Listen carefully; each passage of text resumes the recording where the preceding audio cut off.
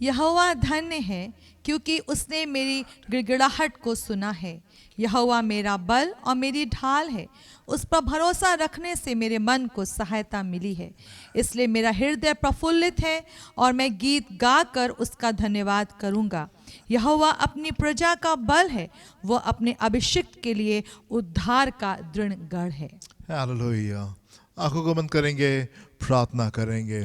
धन्यवाद देना चाहते हैं पिता परमेश्वर इस खूबसूरत समय के लिए खुदावंद, क्योंकि आपने दिया कि एक बार फिर से हम आपकी हुजूरी में निकल करके आने पाए, आपकी आराधना कर सकें, आपकी स्तुति कर सकें, प्रशंसा कर सकें और आपके नाम को हम बुलंदियों पर उठाने पाएं, क्योंकि आप महान महान और महान परमेश्वर है प्रभु। महान कार्य करने वाले आप अद्भुत परमेश्वर है। हम आपका धन्यवाद देते हैं। धन्यवाद देते खुदा आपके प्रेम के लिए, आपकी रहनुमाई, आपकी हिफाजत के लिए। धन्यवाद देते खुदा आपके इंतजाम के लिए। खुदावन आप हमको भरपूरी से लेकर के चलते हैं, तमाम आवश्यकताओं को आप पूरा करते हैं प्रभु। हम आपका धन्यवाद देना चाहते हैं प्रभु। धन्यवाद देना चाहते हैं कि खूबसूरत मौका आपने दिया है कि वह फिर से हम आपकी आराधना कर सकें। हो प्रभु, होने पाए कि दिल की गहराई से, आत्मा सच्चाई से हम आपके नाम को बुलंदियों पर उठाने पाए और आपकी आराधना करने पाए। और होने पाए प्रभु कि हम आपकी आराधना करते हैं, आपकी उपस्थिति हमारे बीच में पाई जाए। आप हमारे बीच में आ जाए प्रभु और हमको छुए खुदा, और आप हमको बदल दें और आप हमको आशीष दें पिता परमेश्वर। प्रार्थना करना चाहते हैं प्रभु और उस जन के लिए खुदा जो कि आज हमारे साथ में आराधना में जुड़ता है, अपने हाथ को बढ़ा करके छुए प्रभु। जो भी आवश्यकता है मेंटल, फिजिकल, इमोशनल, स्पिरिचुअल, वो आपके आसमानी भंडार के द्वारा पूरी होने पाए। देखिए संभाले इस पूरी आराधना को अपने हाथ में प्रभु, सहायता करें, हमारे हृदय से बोलें और बातचीत करें खुदा, और तमाम पाप को और तमाम अनाज्ञाकारिता को हमारे जीवन से बाहर निकालें। और होने पाए प्रभु कि हम पूरी अधीनता में, पूरी आज्ञाकारिता के साथ में हम आपके साथ में चलने पाए। देखें, संभाले, अपनी भली भावना से इच्छा को हमारे बीच में पूरा करें। यीशु के नाम से मांगते हैं, Amen and amen. Hallelujah. कुछ गीत गाएंगे हम लोग, प्रभु की महिमा करेंगे। Thank you Jesus.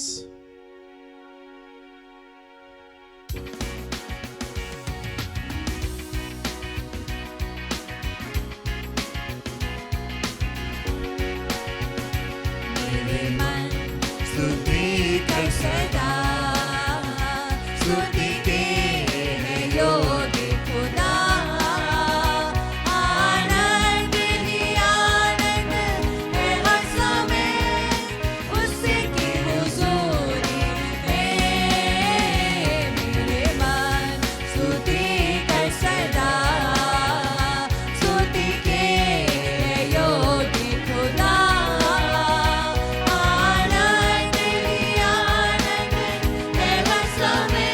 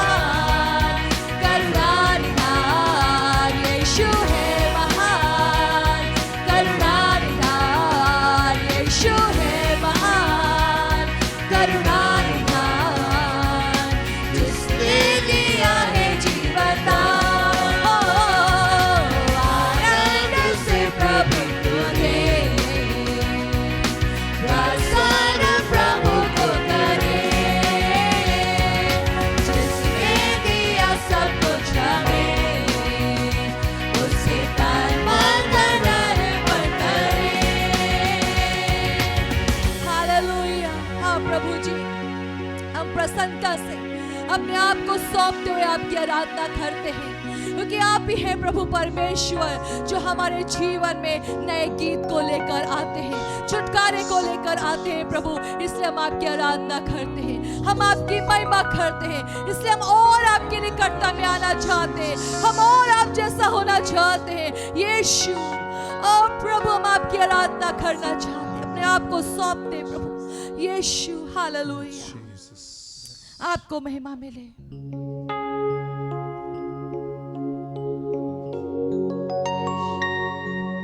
O Prabhu Yeshu, hallelujah.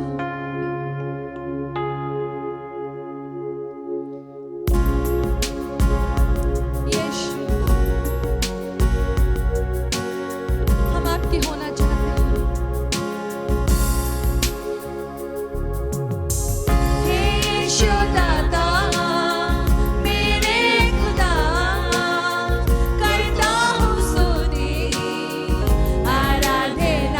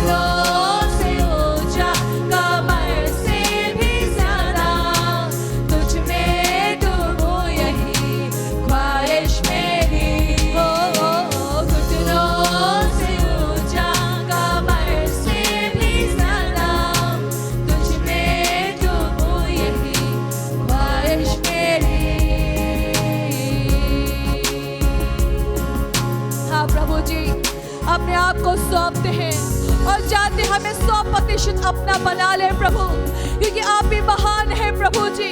आप ही वो ऐसे प्रभु हैं जिसका प्यार कभी नहीं बदलता। कोई परिस्थिति भी, हमारे पाप ने भी आपके प्यार की परिभाषा को नहीं बदला, परंतु आपने ऐसा प्रेम करके दिखाया कि हमको उस गंदगी में छोड़ नहीं दिया, परंतु आपने निकाल लिया ताकि हम पूरी तरीके से आपके हो जाए। आपने उन बुरी आदतों में हमको छोड़ नहीं दिया, हमें तिरस्कार नहीं किया, हमें त्याग नहीं दिया, पर हम पापियों को बचाने आ गए। यीशु हम आपकी महिमा करते हैं। और धन्यवाद प्रभु, हम पापियों को बचाने के लिए यीशु आप आए। हम आपकी स्तुति करते हैं प्रभु, अंधेरे से छुड़ाने आए। यीशु हम आपकी बड़ाई करते हैं। आपके अनुग्रह से ही हमारा उद्धार हुआ है प्रभु, आपकी बड़ी दया ने हमें बचाया है, इसलिए हम आपकी स्तुति करते हैं प्रभु। इसलिए हम 100% आपके होना चाहते हैं प्रभु, 100% आपके होना चाहते हैं। हमारी आत्मा, हमारा प्राण, हमारा मन, हमारा जीवन, सब कुछ आपको महिमा दे यीशु। हालेलुया। आप भी हमारे बीच में महिमा के योग्य, कोई और बात नहीं, कोई और बात नहीं, कोई और बात नहीं प्रभु। यीशु हम तो अंधियारे में थे, पर धन्यवाद, धन्यवाद आपका वचन पूरा होने पाया कि जो मृत्यु के देश में रहते थे उन पर बड़ी ज्योति चमकी। आपका वचन सदा पूरा होता आया है। हमने इसको सामर्थ्य देखा है। जिस उद्देश्य के लिए आपका वचन भेजा गया है, उसने उस उद्देश्य को हमेशा पूरा किया है। इसलिए प्रभु यीशु के नाम में पिता हम प्रार्थना करना चाहते हैं, पूरी तरीके से हमको अपने उजियाले से भर दे। हर वो अंधियारा जिसने हमें घेर के रखा है, जो हमें आगे के मार्ग को देखने से रोक रहा है, प्रभु आज हमें छुटकारा दे। वो आप छुटकारा देने वाले यीशु है। आप इसीलिए आए कि हम अंधियारे से निकल के ज्योति में प्रवेश करने पाए। प्रभु हम आपके हाथों में अपने आप को सौंपते, अपने प्रियो के साथ में, जबकि यीशु आप आने वाले हैं अपने लोगों को लेके जाने के लिए। हमें तैयार करें प्रभु, हमें तैयार करें कि हर वो अंधियारा जिसने अभी भी हमारे जीवन पे अधिकार करके रखा है, वो पूरी तरीके से हार नहीं पाए। और हम भी अपने हिस्से का सहयोग आपको देना चाहते हैं प्रभु। प्लीज अपने तरीके से हमें ले चले, सिखाएं, तराशें, अनुशासित करें प्रभु। हमारे हर बिगड़ेपन को सुंदर आकार दे प्रभु यीशु मसीह। पिता हमारी मदद करें ताकि हम सब आपसे परिपूर्ण हो जाएं, अपने वचन की सामर्थ से हमें भरे, क्योंकि इसी के द्वारा आपके लोग संभलते हैं, हम संभलते हैं, हम चंगे होते हैं, हम तरोताजा होते हैं, पाप का अधिकार खत्म होता है। अपने वचन को प्रभु भेज के अपने लोगों को आज छुड़ा ले। आप ही छुड़ाने वाले प्रभु, इसलिए इस प्रार्थना को हम प्रभु यीशु के नाम में मांगते हैं। आमीन, आमीन, आमीन। हालेलुया।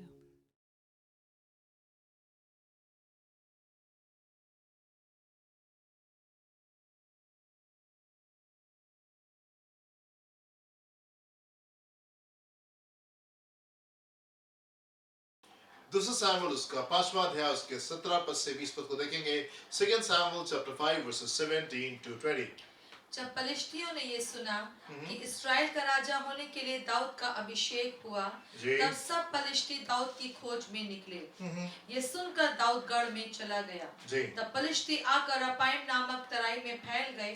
तब दाऊद ने यहोवा से पूछा, क्या मैं पलिश्तियों पर चढ़ाई करूं? क्या तो उन्हें मेरे हाथ कर देगा? यहोवा ने दाऊद से कहा, चढ़ाई कर, क्योंकि मैं निश्चय पलिश्तियों को तेरे हाथ कर दूंगा। तब दाऊद बाल परासीम को गया और दाऊद ने उन्हें वहीं मारा।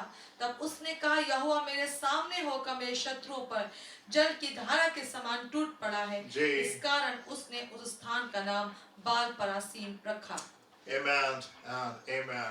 ये लोग क्या हुआ, कुछ समय पहले की बात है, कुछ साल पहले की बात है कि हम लोग मुंबई गए थे अपने प्रिय दोस्त, अपने प्रिय रिश्तेदार के पास में। हम लोग वहाँ पे गए थे थोड़ा सा टाइम वहाँ पे स्पेंड करने के लिए। और क्या हुआ, एक पर्टिकुलर इवनिंग, एक रात को ऐसा कुछ हुआ कि हम लोग घर में बैठ के बात कर रहे थे एंड सडनली कुछ हुआ और हम लोग सब एक करके घर से बाहर निकल आए और किसी ने दरवाजा जो था वो बंद कर दिया। अब घर बंद हो चुका था, चाबी घर के अंदर थी और हम सब जो थे वो घर के बाहर थे। बड़ी डिफिकल्ट सी सिचुएशन थी, बड़ी अजीब सी हालत थी कि अब हम लोग अंदर कैसे जाएं। और खैर थोड़ी से समय के बाद में कुछ कुछ चीज़ों करने के बाद में देन हम लोग फाइनली हम अंदर जो थे वो पहुंचने पाए। पर मैं आपसे कहना चाहता हूं ये बहुत कठिन होता है यदि आप ऐसे दरवाजे के सामने खड़े हो जिसकी चाबी आपके पास में नहीं हो। इट इज रियली डिफिकल्ट, ये बहुत कठिन होता है यदि आप ऐसे दरवाजे के सामने खड़े हो जिसकी चाबी आपके पास में नहीं है। फिर मैं आपसे कहना चाहता हूं जीवन में ढेर सारी बार कई बार लोगों के साथ में हम लोग ऐसी परिस्थितियों में थे, ऐसे हालातों में थे जहां पे कोई रास्ता हमको दिखाई नहीं दे रहा था।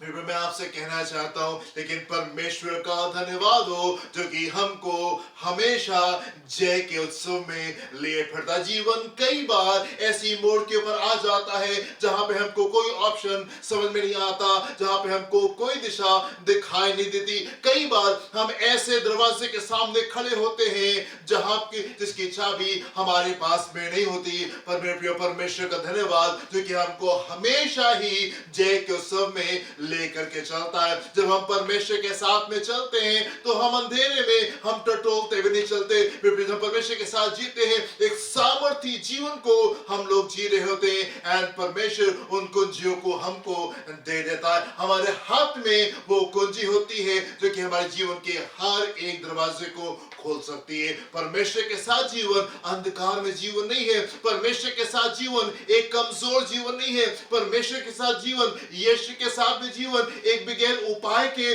जीवन नहीं है। पर हम यीशु के साथ में जी रहे होते हैं, हमारे हाथ में वो कुंजी होती है जो कि सारे तालों को खोल सकती है, जो कि सारे तालों को खोल सकती है। प्रभु यीशु मसीह ने कहा लूका उसका 10वां अध्याय उसके 19वें पद में ऐसा लिखा हुआ है, देखो मैंने तुमको सांपों और बिच्छुओं को रौंदने का और शत्रु की सारी सामर्थ पर अधिकार दिया है और किसी वस्तु से तुम्हें कुछ हानि नहीं होगी। मैंने तुमको सिर्फ विजय पाने की सामर्थ नहीं दी है, पर मैंने तुमको सांपों और बिच्छुओं को रौंदने की, मैंने तुमको सांपों और बिच्छुओं की रौंदने की और दुष्ट की सारी युक्ति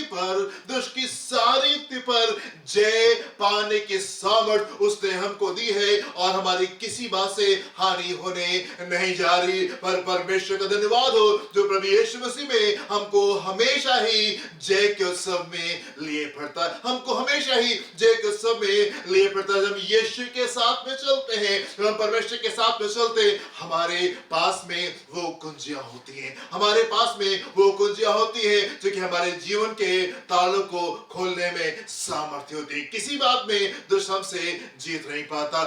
ये बात दाऊद को मालूम थी, ये बात दाऊद को मालूम थी। दाऊद को मालूम था कि कुंजी क्या है। जब दाऊद ने फिलिस्तीनों को देखा कि ये फुल फोर्स में आए हैं, पूरी ताकत के साथ में उसके ऊपर आकर के आक्रमण कर रहे हैं, दाऊद को मालूम था कि वो विजय की कुंजी क्या है, कैसे मैं इस फिलिस्तीनियों के ऊपर मैं जय को प्राप्त करूं। ये जो पूरी ताकत के साथ में आए हैं, ये जो पूरी ताकत के साथ में मेरे विरोध में आए हैं, इनके ऊपर मैं जीत कैसे हासिल करूंगा। दाऊद को मालूम था, दाऊद को मालूम था। और वो कुंजी क्या थी, और वो कुंजी क्या थी, वो फौरन ही गढ़ में चला जाता है, फौरन ही गढ़ में चला जाता है, अपने घुटनों को टेक करके वो परमेश्वर से प्रार्थना करता है, परमेश्वर से प्रार्थना करता है और वो जीत को वही हासिल कर लेता है, और वो जीत को वही हासिल कर लेता है। वो प्रभु से पूछता है, प्रभु क्या मैं जाऊं, क्या मैं जाऊं, क्या आप लोगों को मेरे हाथ में कर देंगे। एंड जब परमेश्वर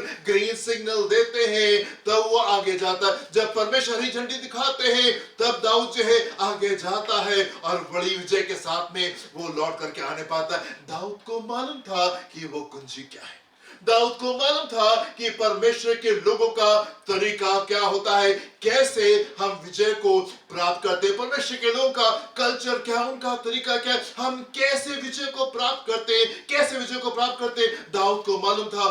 दाऊद गढ़ में जाता है, दाऊद गढ़ में जाता है। आप मेरे साथ में पद को देखें, डैनियल का 6वां अध्याय उसके 10 पद को देखेंगे। यहाँ पे क्या लिखा हुआ है, जब डैनियल को मालूम हुआ जब डैनियल को मालूम हुआ कि उस पत्र पर जी हस्ताक्षर किया गया है, हस्ताक्षर किया गया है, तब वो अपने घर में तो गया, अपने घर में गया जिसकी उपरोटी कोठरी जी।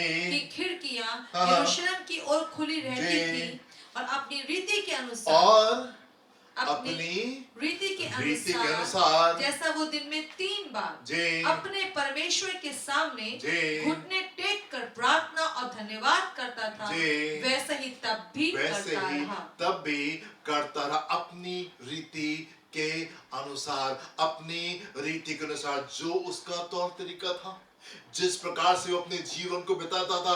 डैनियल किस प्रकार से जीवन को बिताता, एवरी डे, प्रतिदिन वो 3 बार समय को निकाल लेता था प्रभु की उपस्थिति में ठहरने के लिए।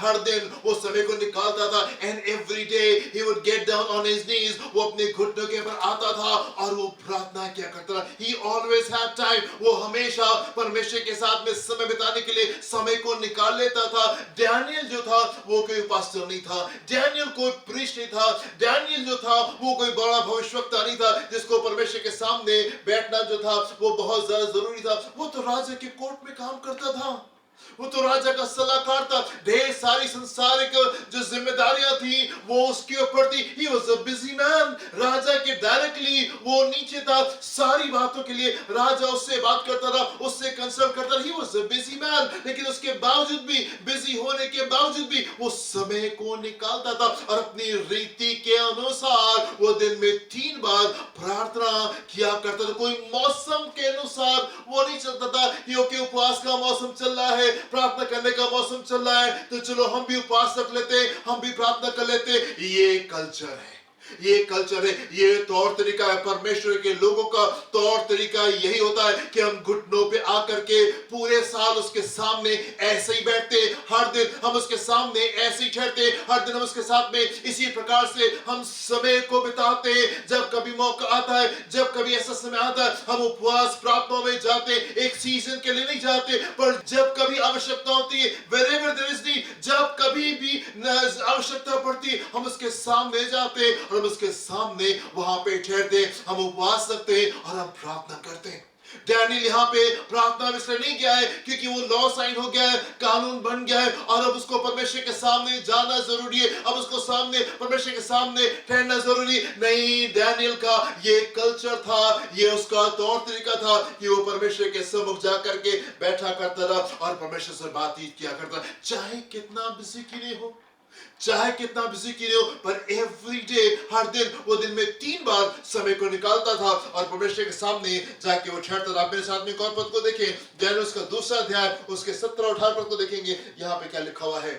तब डैनियल ने अपने घर जाकर जी अपने संगी हननिया, हाँ। मिशाएल जी। और अजरिया को ये हाल बताकर कहा, जी। इस भेद के विषय में स्वर्ग के परमेश्वर की दया के लिए हाँ। ये कहकर प्रार्थना करो जी। कि बेबीलोन के और सब पंडितों के संग हाँ। डैनियल और उसके संगी भी नष्ट ना किए जाएं। जी। तब वो भेद डैनियल को रात के समय, तब वो भेद डैनियल को रात के समय दर्शन के द्वारा प्रकट किया गया। दर्शन के द्वारा प्रकट किया। डैनियल उसके 3 दोस्त थे, वो बैठ के प्रार्थना में परमेश्वर के सामने ठहरे थे। राजा की तरफ से आज्ञा निकल गई थी कि डैनियल को भी इस लिस्ट में उसका नाम था कि डैनियल को भी मार दिया जाएगा, डैनियल भी खत्म कर दिए जाएंगे। इसलिए डैनियल जो है अपने दोस्तों के साथ में रात में परमेश्वर के सामने ठहरा हुआ है, रात में परमेश्वर के सामने ठहरा हुआ है। प्रभु हमको बताइए राजा ने क्या सपना देखा था और सपने का मतलब क्या है, परमेश्वर बताइए।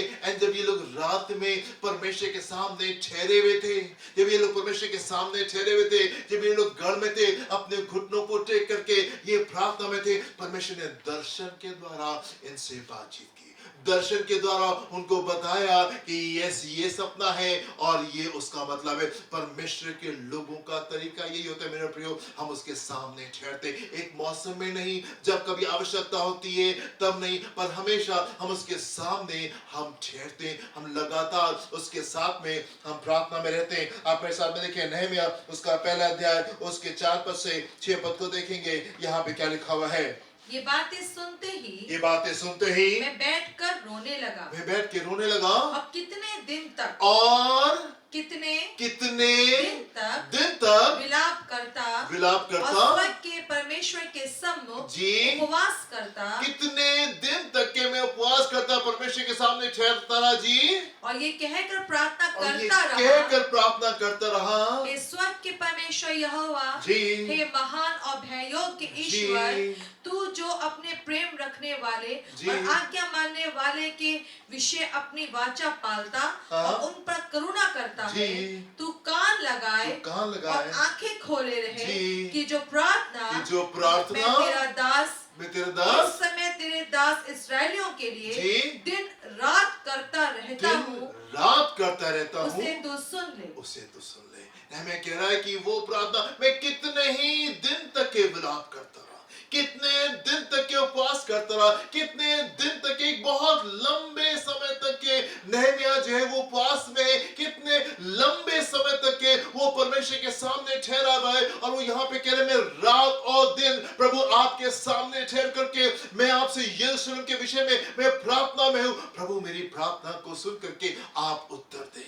कई दिन तक के उपवास प्रार्थना में ये परमेश्वर के सामने ठहरा हुआ है, दिन और रात ये परमेश्वर के सामने ठहरा हुआ है। नाउ अगेन ये कोई प्रीस्ट नहीं है, ये कोई पास्टर नहीं है, ये कोई लीडर नहीं है, ये तो राजा का प्याव है। राजा को ये दाखरस जो है, राजा को जो शरबत है वो देने वाला ये जन है। इसका काम है, ये राजा के ऑफिस में, राजा के घर में, राजा के महल में ये कार्य करता है, वहां पे काम करता है। लेकिन उसके बावजूद भी जब इसने यरूशलेम के विषय में चीजों को सुना कि मंदिर की क्या हालत है, यरूशलेम की क्या हालत है, कई दिनों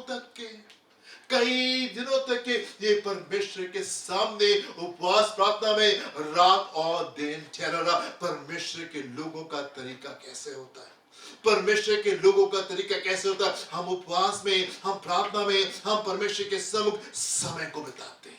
हम उपवास प्रार्थना में अपनी रीति के अनुसार डैनियल जो है दिन में 3 बार प्रार्थना करता था और तीनों बार वो प्रार्थना ऐसे ही करता रहा। परमेश्वर के लोगों का तरीका कैसा होता है? एक और पद मेरे साथ में देखें, यहोशू उसका 7वां अध्याय उसके 5 और 6 पद को देखेंगे। यहाँ पे क्या लिखा है? तब ए के रहने वालों ने जी उनमें से कोई 36 पुरुष मार डाले जी और अपने फाटक से शबारीन तक उनका पीछा करके जी उतराई में उनको मारते गए। हाँ। तब लोगों का मन पिघल कर जी जल सा बन गया। जी तब यहोशू ने जी अपने वस्त्र फाड़े जी और वो इसराइली वृद्ध लोग हाँ। यहोवा के संदूक के सामने जी। मुंह के बल गिरकर जी पृथ्वी पर सांझ सांझ तक पड़े रहे तक पड़े रहे और उन्होंने अपने सिर पर जी। धूल डाली। नाउ यहाँ पे क्या होता है, ए के सामने जाते हैं, ए से युद्ध को लड़ रहे थे और ये हार जाते हैं। 36 लोग इसराइल के मारे गए, 36 people were dead, 36 लोग मारे गए। एंड फिर क्या होता है, यहोशू क्या कर रहा है, वो मृतकों के साथ में दुख नहीं मना रहा है, मृतकों के परिवार के साथ में दुख मना करके उनके साथ में वहां पे नहीं बैठा हुआ है। मंदिर में प्रभु के सामने आकर के यहोशू और इस्राएल के सारे लीडर्स जो हैं, सारे जो जो जो जो जो ओल्ड लोग हैं, जो अधिकारी हैं, वो सब आकर के परमेश्वर के सामने बैठे हुए, ठहरे हुए, घुटनों के ऊपर अपने कपड़े को फाड़ करके परमेश्वर के सामने बैठ करके विलाप कर रहे हैं और वो प्रार्थना कर रहे हैं। 5 मिनट की प्रार्थना नहीं, 2 मिनट की प्रार्थना नहीं, 1 घंटे की प्रार्थना नहीं, 2 घंटे की प्रार्थना नहीं, सुबह से लेकर के शाम तक के वो परमेश्वर के सामने ठहरे रहे। सुबह से लेकर शाम तक एक बड़ी दिक्कत है, एक बड़ी समस्या है। एंड ये लोग क्या करें, सिर्फ आशा नहीं लगाए कि हाँ प्रभु अपनी बातों से हमको बाहर निकाल देंगे, सिर्फ ये दुख में डूब करके ये वहीं पे बैठे हुए नहीं है, लेकिन ये परमेश्वर के सामने ठहरे हुए हैं। सुबह से लेकर शाम तक के ये परमेश्वर के सामने ठहरे रहे। पिछली बार हमने कब ऐसा किया था, पिछली बार हमने कब ऐसे किया? ढेर सारी बार हमारे जीवन में प्रॉब्लम्स आती हैं, दिक्कतें आती हैं, समस्याएं आती हैं, पर क्या हम परमेश्वर के सामने हम लंबे समय बैठते हैं? क्या परमेश्वर के साथ में लंबे समय हम उपवास में जाते हैं, हम उसके सामने ठहरते हैं? यहोशू और उसकी पूरी टीम जो सारे लीडर्स परमेश्वर के सामने बैठे हुए हैं। ये मृतकों के साथ में दुख नहीं मना रहे, ये उनके परिवारों के साथ में दुख नहीं मना रहे, ये बाकी अफेयर्स में, बाकी और कामों में नहीं लगे हुए, पर ये परमेश्वर के सामने ठहरे हुए। सुबह से लेकर के शाम तक के ये परमेश्वर के सामने ठहरे रहे। और फिर क्या हुआ, 10वें और 12वें पद को देखें, 10 से 12 पद को देखेंगे। यहाँ पे क्या लिखा हुआ है? तब यहोवा ने जी यहोशू से कहा, तब यहोवा ने यहोशू से कहा, उठ खड़ा हो जा, उठ खड़ा हो जा। तू क्यों इस भांति मुंह के जी, बल पृथ्वी तब पर पड़ा है। यहोवा ने यहोशू से कहा, चल उठ खड़ा हो जा। Come on, get up Joshua, जल्दी से तुम खड़े जाओ। तब परमेश्वर की आवाज आती। कई बार हम सुनना तो चाहते हैं, हम चाहते तो है कि परमेश्वर हमसे भी बात करे और हमको बताए कि ये दिक्कतें हमारे जीवन के ऊपर क्यों है, और प्रभु हमको बताए कि इन तमाम बातों से हम बाहर कैसे निकलेंगे। पर हमारे पास में इतना समय नहीं है कि हम उसके सामने ठहरे। हमारे पास में इतना समय नहीं होता कि हम उसके सामने ठहरे। छोटी सी प्रार्थना की, 2 मिनट की प्रार्थना की और बस हम आगे चले गए, और बाकी के और बहुत ढेर सारे काम है, बहुत ढेर सारे काम है, और हम उसमें जा करके इन्वॉल्व हो जाते हैं। यहोशू के पास में भी इस समय बहुत ढेर सारा काम था। 36 लोग मारे गए थे, 36 परिवार में बहुत बड़ी दिक्कत आ गई थी। पूरा इस्राएल जो था वो डर गया था, वो घबरा गया था। बहुत कुछ था जो कि यहोशू को देखना था, पर यहोशू ने सारे कामों को पीछे किया। वो परमेश्वर के सामने गया, सुबह से लेकर शाम तक के ठहरा रहा। एंड देन जब वो ठहरा रहा, जब उसने परमेश्वर को ऑनर किया, जब उसने परमेश्वर को इज्जत दी, परमेश्वर उससे बात करें, उसको एग्जैक्टली बता रहे प्रॉब्लम क्या है। ये सुनना चाहिए। फिर से देखिए क्या लिखा हुआ है यहाँ पे।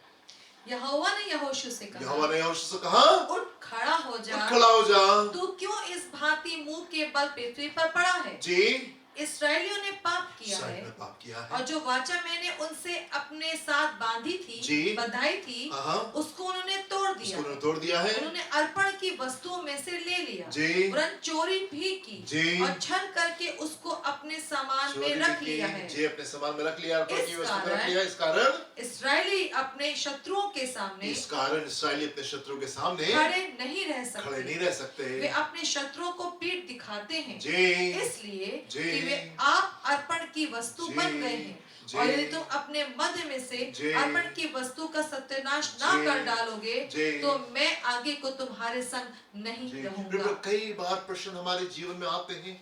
कई बार हम सोचते थे, प्रभु ये क्यों, प्रभु ये क्यों, प्रभु ऐसा क्यों हुआ, और वैसा क्यों हुआ, और यहाँ से ये चीजें कैसे ठीक होंगी, और वो बातें कैसे होंगी। ढेर सारे प्रश्न कई बार हमारे जीवन में होते। हमारे जीवन में उत्तर इसलिए नहीं होते क्योंकि हम परमेश्वर के सामने नहीं ठहरते। जमानों तक के, महीनों तक के, सालों हमको ये सवाल हमको परेशान करते रहते, ये क्यों हुआ, ये क्यों हुआ, प्रभु आप कहाँ थे, ऐसा हमारे जीवन में क्यों हो गया, ये हार हमने सफर क्यों की, ये नुकसान हमको जीवन में क्यों हुआ, क्यों ये वाली घटनाएं हमारे जीवन में घटने पाई। सालों महीनों हमारे पास में ये प्रश्न होते जो कि हमको सता रहे होते। उनका उत्तर क्यों नहीं होता? क्योंकि आप परमेश्वर के सामने नहीं ठहरे, क्योंकि आप परमेश्वर के सामने नहीं ठहरे। परमेश्वर, मैं आपसे कहना चाहता हूँ, परमेश्वर के लोगों का ये तरीका होता है। परमेश्वर के लोगों का तरीका होता है कि हम परमेश्वर के सामने जाते हैं और हम परमेश्वर से पूछते हैं। हम परमेश्वर से पूछते हैं, प्रभु क्या बात है। हम ढेर सारा समय हम परमेश्वर के सामने बिताते हैं। जब हम ढेर सारा समय परमेश्वर के सामने बिताते हैं, परमेश्वर उत्तर के साथ में आते हैं। परमेश्वर उत्तर के साथ में हमारे पास में आते हैं। 8वां अध्याय उसके पहले पद को देखेंगे। यहाँ पे क्या लिखा हुआ है।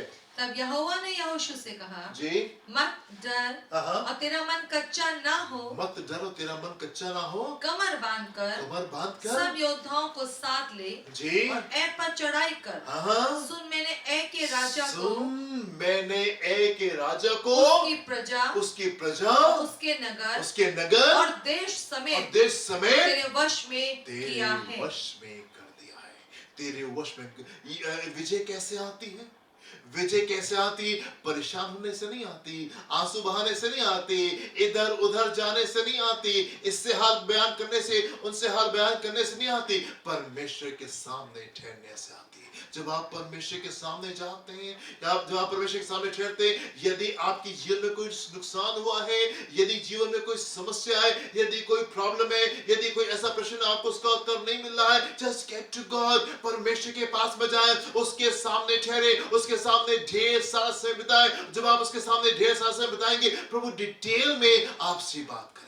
प्रभु डिटेल में आपसे बात करेंगे। सारी बातों को वो आपको बता देगा, और न सिर्फ सारी बातों को आपको बता देगा, उसके बाद में बड़ी विजय में आपको लेकर के जाएगा। बड़ी विजय में तुम डरो नहीं, तुम घबराओ नहीं। देखो, मैंने लोगों को तुम्हारे हाथ में कर दिया है। पूरे देश को मैंने तुम्हारे हाथ में कर दिया है। और उसके बाद में जब परमेश्वर के सामने ठहर करके वो विजय को ले लेता है परमेश्वर से, फिर उसके बाद में यहोशू जाता है अपनी सेना के साथ में, एंड देन बड़ी विजय यहोशू प्राप्त करता है। परमेश्वर के लोगों का तरीका, परमेश्वर के लोगों का कल्चर कैसा होता है, हम परमेश्वर के साथ में ढेर सारा समय बिताते हैं। आप परमेश्वर के वचन में जाएं और आप देखें लोगों को उन्होंने विजय कैसे प्राप्त की। आप उनकी विजय को सिर्फ सेलिब्रेट मत करें, उसका सिर्फ उत्सव नहीं मनाएं, उसको पढ़ करके आप सिर्फ खुश नहीं हो जाएं, पर आप देखें कि वो विजय उन्होंने कैसे प्राप्त की, कैसे उन्होंने परमेश्वर के सामने ठहर करके ढेर सारा समय बिताया। आप देखिए मेरे साथ में, फिर तो काम उसका 10वां अध्याय उसके पहले पद से 4थे पद को देखेंगे। यहाँ क्या लिखा हुआ है? कैसरिया में जी कुर्नेलियुस नाम का एक मनुष्य था जो इतालियानी नामक पलटन का सूबेदार था। जी वो भक्त था, और अपने सारे घराने जी सहित परमेश्वर से डरता था और यहूदी लोगों को जी बहुत दान देता और बराबर जी परमेश्वर से प्रार्थना करता और बराबर He prayed regularly. वो लगातार वो परमेश्वर के सामने ठहरने वाला जन और प्रार्थना करने वाला जन। He was a man of prayer. परमेश्वर के सामने ठहरने वाला जन था। जी उसने दिन के तीसरे पहर के निकट जी दर्शन में स्पष्ट रूप से देखा कि परमेश्वर का एक स्वर्गदूत उसके पास भीतर आकर कहता है, आपने अपने स्वर्गदूत को आपके पास नहीं भेजना चाहते हैं, परमेश्वर अपने मैसेज को, अपने संदेश को आप तक के भी पहुंचाना चाहते हैं, पर क्या आप वो जन है जो कि परमेश्वर के सामने ठहरते हैं? क्या आप वो जन है जो परमेश्वर के सामने ठहरते? प्रभु हम तो बहुत बिजी है और हमारा काम तो दूसरा है, हमारा काम ये नहीं है। नहीं, आपका काम चाहे कुछ और क्यों नहीं हो, पर हर एक जन को परमेश्वर के सामने ठहरना है, हर एक जन को परमेश्वर के सामने ठहरना है। और जब हम परमेश्वर के सामने ठहरेंगे तब स्वर्गदूत हमारे जीवन में आने पाते हैं परमेश्वर के संदेश के साथ में, जो कि हमारे जीवन को एक डिफरेंट प्लेटफॉर्म पे लेकर के चले जाते हैं, हमारे जीवन को एक अलग स्तर के ऊपर लेके चले जाते हैं। जी आगे पढ़े। हे कुर्नेलियुस, उसने उसे ध्यान से देखा जी और डर कर कहा, हे प्रभु क्या है? जी उसने उससे कहा, तेरी प्रार्थनाएं और तेरे दान स्मरण के लिए जी परमेश्वर के सामने पहुंचे। This is so beautiful. Wow, स्वर्गदूत आके कहने से कहता, तेरी प्रार्थनाएं और तेरे दान, वेयर आर योर प्रेयर्स, आपकी वो प्रार्थनाएं कहाँ हैं? Where are your prayers? क्या आपने अपने जीवन में कोई रीति बनाई है डैनियल की तरीके से? क्या आपने कुछ टाइम को सेट किया है? यस, मैं इस समय परमेश्वर के सामने ही पाया जाऊंगा, चाहे कुछ क्यों नहीं हो जाए। मैं अपने जीवन में कभी इतना बिजी नहीं होगा कि मेरे पास में परमेश्वर के लिए समय नहीं हो। क्या आप अपने जीवन को सेट किया है? कुछ समय है जो आप परमेश्वर के सामने बिताते हैं? क्या कुछ टाइम है जो आप परमेश्वर के सामने बिताते हैं? डैनियल जो है उसने अपने जीवन में चीजों को सेट करके रखा हुआ है। यहाँ पे कर्नेलियस के लिए लिखा हुआ है, वो लगातार प्रार्थनाएं किया करता था। स्वर्गदूत उससे आके कहता है, तुम्हारी प्रार्थनाएं और तुम्हारे दान परमेश्वर के सामने पहुंचे हैं। तुम्हारी प्रार्थना और तुम्हारे दान जो है वो परमेश्वर के सामने पहुंचे। This is the culture of people of God. परमेश्वर के लोगों का तरीका यही होता है, हम परमेश्वर के सामने ढेर सारा समय बिताते, अक्सर करके हम उपवास रखते हैं, हम प्रार्थनाओं में परमेश्वर के साथ में ढेर सारा समय बिताते हैं। यही परमेश्वर के लोगों का कल्चर है। तो आप मेरे साथ में देखें मरकुस उसका पहला अध्याय उसके 35वें पद को देखेंगे। यहाँ पे क्या लिखा हुआ है? भोर को दिन निकलने से बहुत पहले बहुत पहले वो उठकर निकला, यीशु उठ के निकले और एक जंगली स्थान में गया जी और वहां प्रार्थना करने लगा। एकांत में जा करके वो प्रार्थना करने लगे। एकांत में जाके, फिर से पढ़े क्या लिखा हुआ है?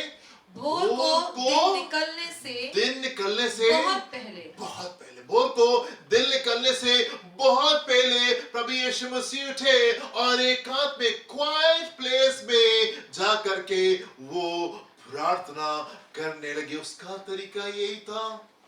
यीशु का तरीका यही था।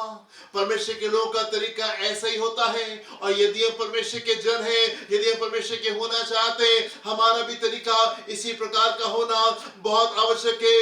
भोर को प्रभु यीशु मसीह सुबह होने से बहुत पहले उठे और वो जा करके एकांत में प्रार्थना कर रहे हैं। एकांत में प्रार्थना कर रहे हैं। वचन में जाके देखिए, प्रभु यीशु मसीह पूरे पूरे दिन प्रार्थना करते थे, पूरी पूरी रात प्रार्थना करते थे, सुबह प्रार्थना में ठहरते थे, शाम को प्रार्थना में ठहरते थे। बड़ी भीड़ को छोड़ करके वो चले जाते थे और वो प्रार्थना क्या करते थे। यीशु के जीवन में ये था प्रार्थना का महत्व। और अगर यीशु के जीवन में, अगर प्रभु यीशु मसीह के जीवन में प्रार्थना का महत्व ये था, तो हमारे और आपके जीवन में भी प्रार्थना का यही महत्व होना चाहिए।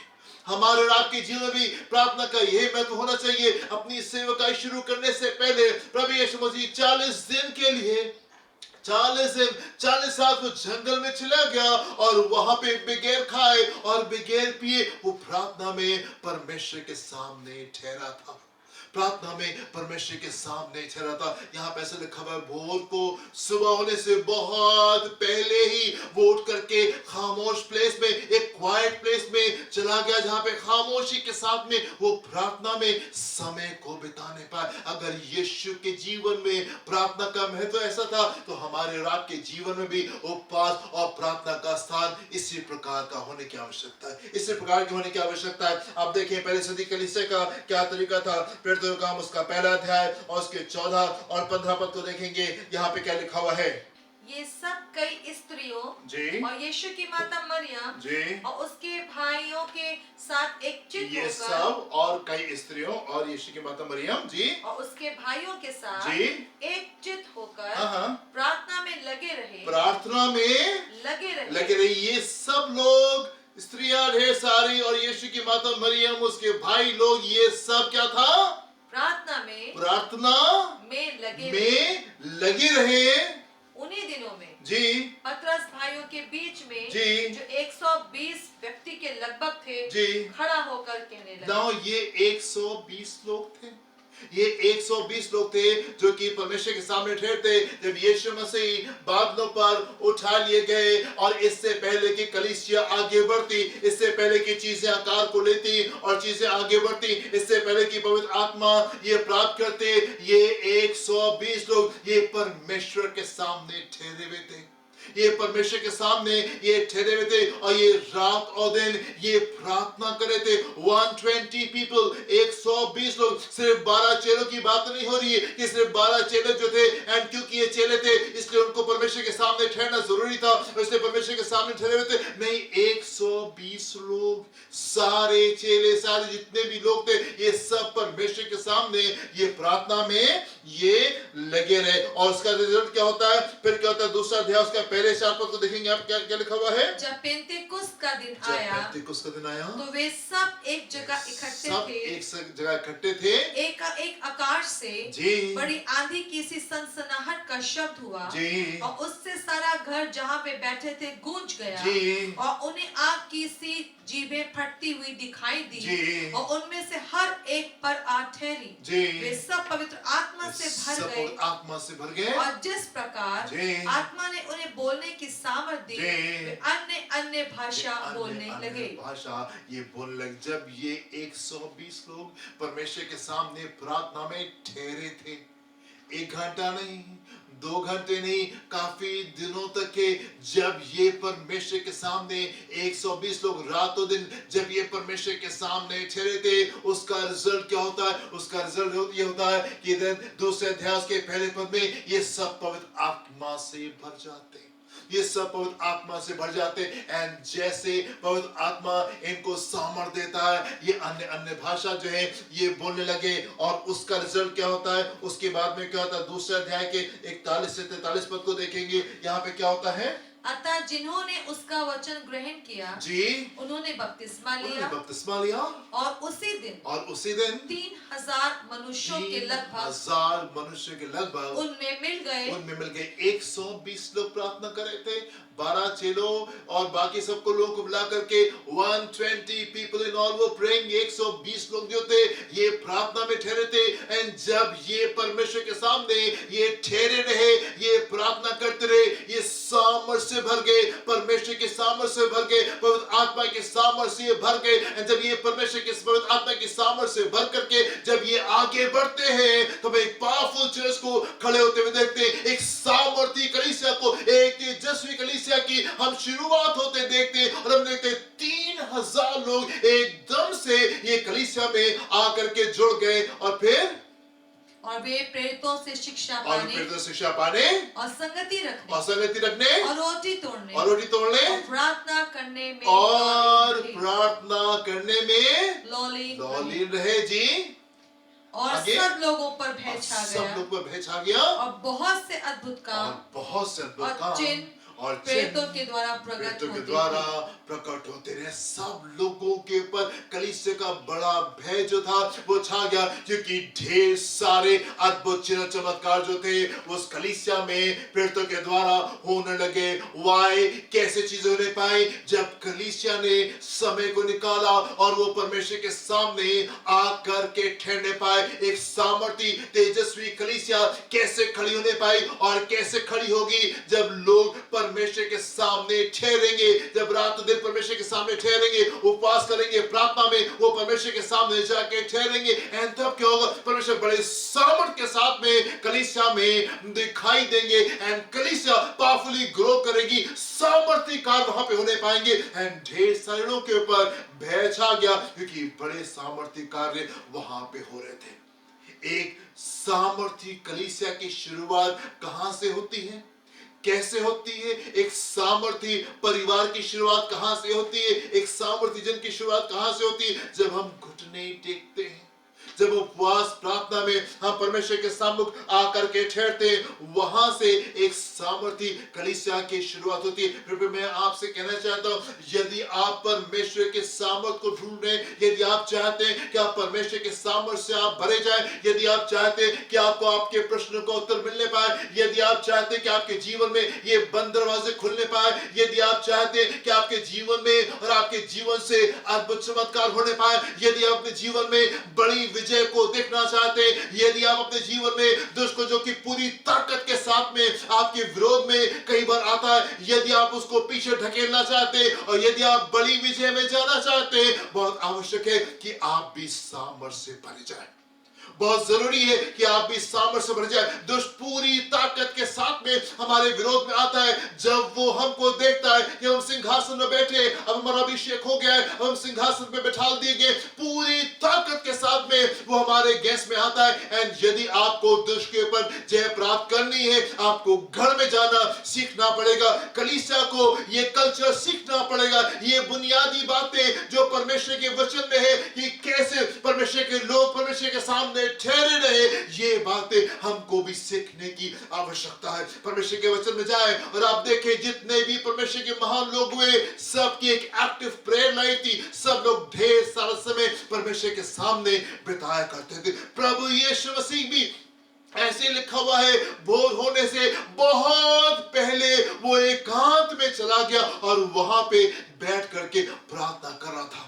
आज कलीसिया क्यों कमजोर है? आज परिवार क्यों कमजोर है? आज प्रभु के लोग इतने कमजोर क्यों है? क्योंकि हमने वो स्थान को त्याग दिया है, हमने उन चीजों को त्याग दिया है। एंड यदि आप सामर्थ्य होना चाहते, यू हैव टू रिटर्न, आपको वापस उस जगह के ऊपर आना पड़ेगा। और वो कौन सा स्थान है? अपने घर में हमको वापस जाना है, अपने घर में हमको वापस जाना है। हमको उपवास प्रार्थना में हमको परमेश्वर के सामने ठहरना है। और जब उपवास प्रार्थना में हम परमेश्वर के सामने ठहरेंगे, तब कलीसिया वापस आने पाएगी, तब कलीसिया उस सामर्थ में वापस आने पाएगी, तब आप दुष्ट के आक्रमण को आप वापस धकेल ले पाएंगे और तब आप बड़ी विजय को अपने जीवन में अनुभव करने पाएंगे। यदि आप अपने संघर्षों से बाहर निकलना चाहते हैं, यदि आप अपने बंधनों को चाहते हैं कि वो टूट नहीं पाए, आप बड़ी विजय में एंटर करें, इट इज इंपॉर्टेंट, ये जरूरी आपके लिए कि आप भी उपवास रखने पाए और आप परमेश्वर के सामने आप ठहरने पाए, परमेश्वर के सामने आप ठहरने पाए। आप मेरे साथ में एक पद को देखें मेरे प्रियो, यहाँ पे दूसरा तिमोथेयुस उसका 3रा अध्याय उसके पहले पद से 5वें पद को देखेंगे। यहाँ पे क्या लिखा हुआ है? पर ये स्मरण रख और ये स्मरण रख अंतिम दिनों में कि अंतिम दिनों में कठिन समय आएंगे कठिन समय आएंगे आएंगे। हम बहुत कठिन समय में हैं। हम बहुत कठिन समय में अपने जीवन को व्यतीत करें, क्योंकि परमेश्वर के वचन के अनुसार अंत के समय में ये लिखा हुआ है परमेश्वर के वचन में, अंत के समय में कठिन समय आएंगे कठिन समय आएंगे क्योंकि मनुष्य जी स्वार्थी लोभी लोभी डींगमार अभिमानी निंदक जी माता पिता की आज्ञा टालने वाले जी कृतघ्न जी अपवित्र दया रहित जी क्षमा रहित जी दोष लगाने वाले जी असंयमी जी कठोर जी भले के बैरी जी विश्वासघाती जी ढीठ जी घमंडी हाँ। और परमेश्वर के नहीं जी। वरन सुख विलास ही के चाहने जी। वाले होंगे जी। वे भक्ति का भेष तो जी। धरेंगे हाँ। पर उसकी शक्ति को ना मानेंगे जी जी सो क्या लिखा हुआ? ऐसों से परे जी ऐसे रहना। से परे रहो। ये इस प्रकार की चीजों को अपने बीच में देख रहे हैं। हम इस प्रकार की तमाम बातों को हम देख रहे हैं। ये अंत के दिन है और इस प्रकार के लोग हमको चारों ओर दिखाई दे रहे हैं। ये जो बातें यहाँ पे लिखी हुई, हमको इसी प्रकार के लोग अपने चारों ओर दिखाई देते हैं। और हम देख रहे हैं अपने सामने कि बहुत कठिन समय है, बहुत कठिन समय है। और इन कठिन समय में यदि आपको जय प्राप्त करनी, मेरे प्रियो, कलीसिया को सामर्थ्य होना पड़ेगा। परमेश्वर के लोगों को सामर्थ्य होना पड़ेगा। हम बहुत कठिन समय में, बहुत डिफिकल्ट टाइम्स में अपने जीवन को व्यतीत करें। एंड यदि आप चाहते हैं कि आप इन डिफिकल्ट टाइम्स में आप विजय को प्राप्त करने पाए, बड़ी विजय आपके जीवन का हिस्सा होने पाए, बड़े सेलिब्रेशन में आप इस मौसम में जाने पाए और आने वाले दिनों में जाने पाए, यदि आपकी आशा है कि यस हम भी सिंहासन पे जाके बैठे, यस हमारे लिए भी परमेश्वर बड़े काम को करे, यदि आप जो अपने जीवन में लाल समुद्र को फटता हुआ देखना चाहते हैं, उसमें से माल को निकलता हुआ देखना चाहते हैं, यदि आप चाहते हैं कि डैनियल के समान शेरों की मान में आपको सुरक्षा मिलने पाए, यदि आप चाहते हैं सदक मिश्र के बिंदुओं की तरीके से आपको उस आग की भट्टी में सुरक्षा मिलने पाए, फिर आपको सामर्थ्य होना पड़ेगा। आपको सामर्थ्य होना पड़ेगा। जब हम परमेश्वर के सम्मुख जाएंगे तो हम सामर्थ्य को प्राप्त करेंगे। हम बहुत डिफिकल्ट डेज में हैं, हम बहुत मुश्किल दिनों में हम चल रहे हैं। और यदि आप अपने आप को इस बुराई से बचा करके रखना चाहते हैं, यदि आप चाहते हैं कि आपका जीवन, आपका परिवार जो इन बुरी बातों से बचा रहे, बहुत आवश्यक है कि आप परमेश्वर के सामने जाएं और आप उसके सामने ठहरे। आप देखिए मेरे साथ में परमेश्वर का वचन क्या कहता है। प्रकाशित वाक्य उसका 22वां अध्याय उसके 11 पद को देखेंगे। यहाँ क्या लिखा हुआ है? जो अन्याय करता है, जो न्याय करता है वो अन्याय ही वो करता न्याय है करता जाए, और जो मलिन है जो मलिन है वो मलिन बना रहे, मलिन बना रहे, और जो धर्मी है जो धर्मी है वो धर्मी बना रहे, जी, और जो पवित्र है जो पवित्र है वो पवित्र जी। बना जो रहे। बुरे लोग हैं वो और बुराई में आपको मिलेंगे। प्रभु के लोग जो हैं वो पवित्रता में, वो परमेश्वर की बातों में और बढ़ते आपको दिखाई देंगे। एंड संसार के लोगों को आप दुष्टता के मार्ग में और ज्यादा जाते देखेंगे। अब आने वाले दिनों में हम क्या देखने जा रहे हैं? आने वाले दिनों में हम ये देखने जा रहे हैं कि जो बुरे हैं वो और बुरे होते चले जाएंगे, जो बुरे हैं वो और बुरे होते चले जाएंगे, एंड जो सामर्थ्य हैं वो और ज्यादा सामर्थ्य होते चले जाएंगे। परमेश्वर के वचन के अनुसार हम बहुत डिफिकल्ट डेज में हैं, हम बहुत से दिनों में। एंड यदि आप विजय को चाहते हैं, जरूरी है कि आप परमेश्वर के सामने निकल के आने पाए। आप एक और पद को मेरे साथ में देखिए, मत्ती उसका 12वां अध्याय उसके 29वें पद को देखेंगे। यहाँ पे क्या लिखा हुआ है? या कैसे कोई मनुष्य जी। किसी बलवंत के घर में घुसकर, कैसे कोई मनुष्य किसी बलवंत के घर में घुसकर उसका माल लूट सकता उसका है, माल लूट सकता है, जब तक कि कि पहले वो उस बलवंत को जी। ना बांध ले, जब तक कि हम पहले उस बलवंत को नहीं बांध ले, तब वो उसका घर लूट ले। तब हम उसके घर से अपनी चीजों को वापस लेकर के आ सकते हैं।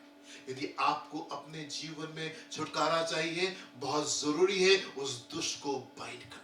ये जो स्ट्रॉन्ग मैन है, ये सामर्थ्य जन है, जिसने चीजों को अपने कब्जे में करके रखा हुआ है, बहुत आवश्यक है इससे पहले कि आपकी चीजें लौट करके आपके पास में आने पाए, इससे पहले कि आप दुष्ट अपनी चीजों को वापस लेकर के आने पाए, बहुत जरूरी कि आप उसको जाके बांध दें।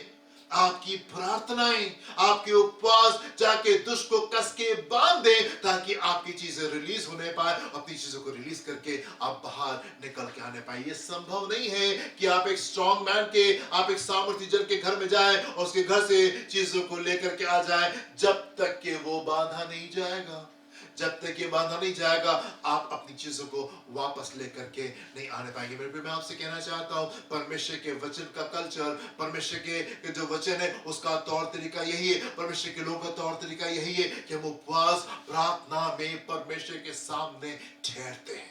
हम उपवास प्रार्थना में परमेश्वर के सामने लंबे समय ठहरते हैं। एंड जब हम लंबे समय ठहरेंगे तभी हम उन बड़ी चीजों को अपने जीवन में अनुभव करने पाएंगे। आप ये मत सोचे ये मेरा काम नहीं है, नहीं, विजय आपको चाहिए। एंड यदि आपको विजय चाहिए आपको परमेश्वर के सामने ठहरना पड़ेगा। आप ये मत सोचे मैं कोई पास्टर नहीं हूं, मैं कोई लीडर नहीं हूं, हम क्यों इतने घंटे हम परमेश्वर के सामने ठहरे।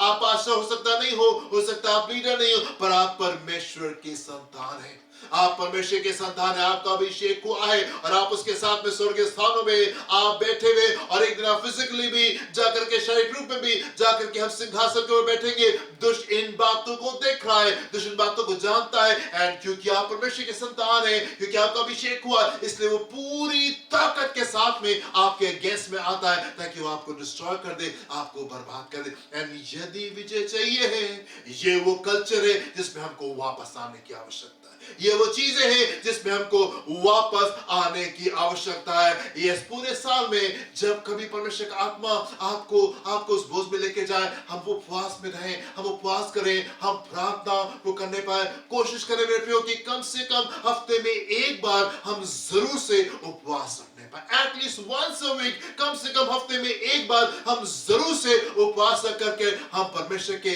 सामने ठहरने पाए। हम जिन दिनों में जी रहे मेरे प्रियो ये डिफिकल्ट टाइम्स है, ये डिफिकल्ट टाइम्स है, ये सख्त समय। एंड यदि इस सख्त समय में आपको विजय चाहिए है, बहुत आवश्यक है कि आप प्रार्थना में परमेश्वर के सामने ठहरने पाए, हम उस कल्चर में हम वापस आने पाए, हम उस तौर तरीके में हम वापस आने पाए जो कि कलीसिया का है, जो कि परमेश्वर के लोगों का है। Amen? And तब आप अपने जीवन में बड़ी विजय को आप प्राप्त करने पाएंगे। हम कई बार परमेश्वर के लोगों के जीवन को देखते हैं, हम स्टडी करते हैं और हमारा मन बहुत उत्साहित होता है। वाओ लॉर्ड, ये कितना खूबसूरत है कि डैनियल शेरों की मान में था और शेर उसको हानि नहीं पहुंचाने पाए। प्रभु ये कितना खूबसूरत है कि शद्रक मिशक अबेदनगो वो आग की भट्टी में थे लेकिन आग उनको जलाने नहीं पाए। ये प्रभु कितना खूबसूरत है कि आपने इस्राएल के लिए लाल समुद्र को फाड़ के दो भागों में कर दिया और वहां पे खूबसूरत मार्ग को आपने वहां पे निकाल दिया। प्रभु ये कितना खूबसूरत है कि पूरी ताकत के साथ में फिलिस्तीनी जो है वो दाऊद के गेस में आते हैं, आपने दाऊद को बड़ी विजय दी है। कितना खूबसूरत है। कई बार परमेश्वर के लोग की विजय को देखते और हमारा मन जो है वो बड़ा उत्साहित हो जाता है। पर जब आप परमेश्वर के लोग की बड़ी विजय को देखें तो आप ये भी देखें कि वो बड़ी विजय उनके जीवन में कैसे आने पाई, कैसे वो उपवास प्रार्थना में परमेश्वर के सामने वो ठहरे, तब उनके जीवन में बड़ी विजय आने पाए। यदि आप भी अपने जीवन में बड़ी चीजों को देखना चाहते हैं, बड़े कार्य को देखना चाहते हैं, हमको भी उसके सामने ठहरना है। जब आप उसके सामने ठहरेंगे आप बड़ी चीजों को अपने बीच में होते हुए देखेंगे। अपनी आंखों को बंद करेंगे, हम प्रार्थना करेंगे। परमेश्वर पिता आपको धन्यवाद, आपका धन्यवाद कि आप सारी बातों को हमारे सामने स्पष्टता से रखते हैं। सारी बातों को प्रभु अंधकार में हम टटोलते हुए नहीं चलते। आपने हमको बता दिया है कि वो कुंजी क्या है, आपने हमको बता दिया प्रभु कि वो कुंजी क्या है, और वो कुंजी ये है कि हमको आपके सामने ठहरना है, उपवास और प्रार्थना में आपके सामने ठहरना है। प्रभु प्रार्थना करना चाहते हैं कि कलीसिया अपने तरीकों में वापस लौटने पाए, कलीसिया अपने तरीकों में वापस लौटने पाए। प्रभु आपके लोग अपने तरीकों में वापस लौटने पाए, वो उपवास रखने पाए और प्रार्थना करके आपके सामने लंबे समय ठहरने पाए, ताकि कलीसिया पावरफुली इन अंत के दिनों में निकल कर कहने पाए, यस लॉर्ड, ये अंत के दिन बहुत डिफिकल्ट है, बहुत सख्त है, और इसमें हमको आपके सामर्थ की आवश्यकता है। हम बगैर आपकी सामर्थ के इन दिनों नहीं कर सकते, हमें आपकी सामर्थ की आवश्यकता है। अपने हाथ को बढ़ा करके छुए, अपनी कलीसिया को छुए, उसको सामर्थी बनाए और बड़ी विजय में आप उनको लेकर के जाए। प्रार्थना करना चाहते हैं प्रभु कलीसिया के एक जन के लिए जो भी इनकी नीड है, मेंटल, फिजिकल, इमोशनल, स्पिरिचुअल, वो आपके आसमानी भंडार के द्वारा पूरी होने पाए। देखिए सवाल अपने भली भावने और शिक्षा को पूरी करें, यीशु के नाम से मांगते हैं, सुनिएगा, ग्रहण की जगह। आमेन एंड आमेन। हालेलुया। हमारे खुदा यीशु मसीह का फजल, खुदा आपकी मोहब्बत, पाक रूह के रिफाकत शागद में से हर एक के साथ में अब से लेकर हमेशा तक होती रहे। Amen and amen. Hallelujah. God bless you my dear friends. प्रभु आपको आशीष दे। जय मसीह की।